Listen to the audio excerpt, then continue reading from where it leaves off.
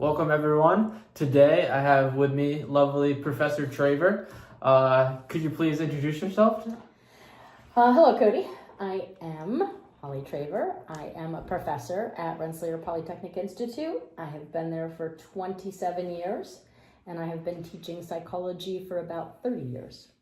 That's incredible. Thank you for being with us today. Thank you for having me. You're welcome. First question I wanted to start off with, we're going to be talking about AI. So at what point would you say that AI is more of a learning tool versus just being used to do the work for you?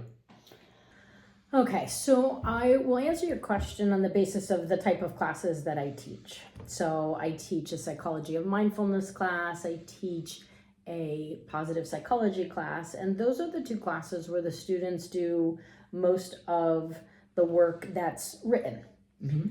For most of the work, it is self-reflection papers. So they can't really ask AI, so what were 3 things I was grateful for today?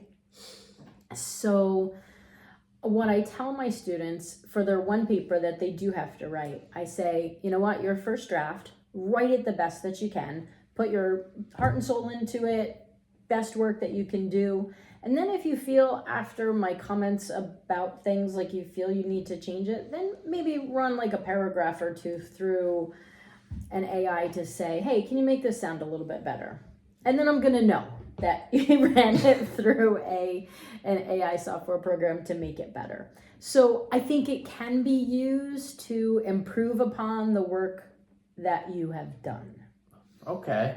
So more as a thing to use to generate maybe more ideas or kind of correct mistakes in your writing rather than generating ideas or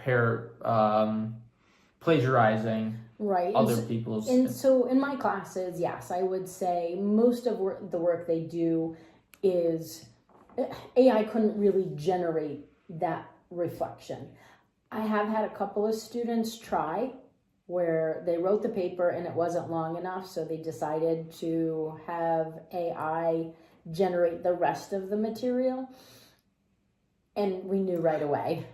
So we ran it through a program. It was like 50% likely that it was AI written. Yeah. And I contacted the students. I said, did you? And they said, yes, we did.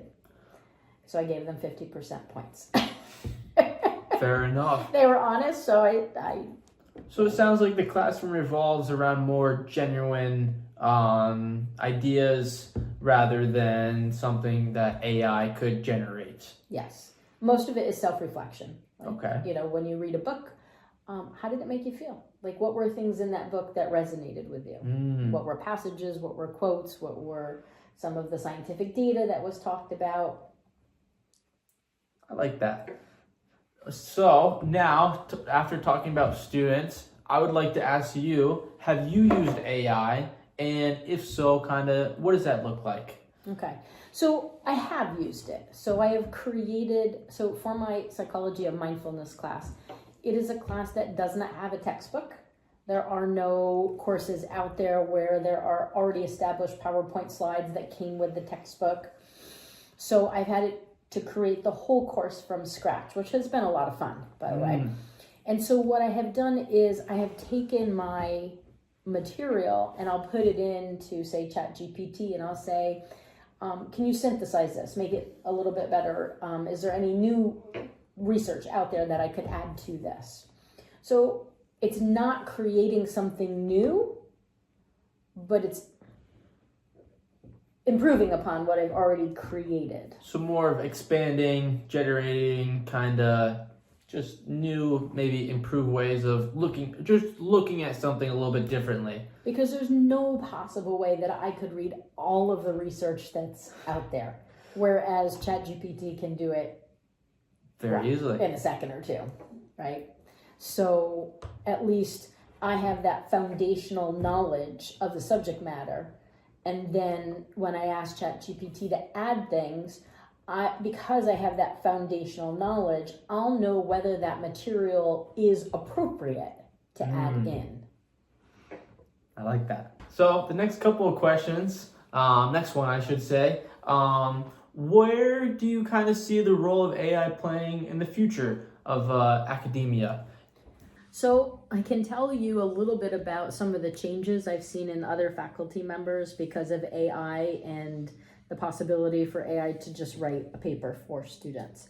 I've seen a lot more faculty doing more in-class assignments where they have the student handwrite something and they're not allowed to have their laptops or phones or anything open, and they have to work on it in class just to make sure that students are still thinking and creating.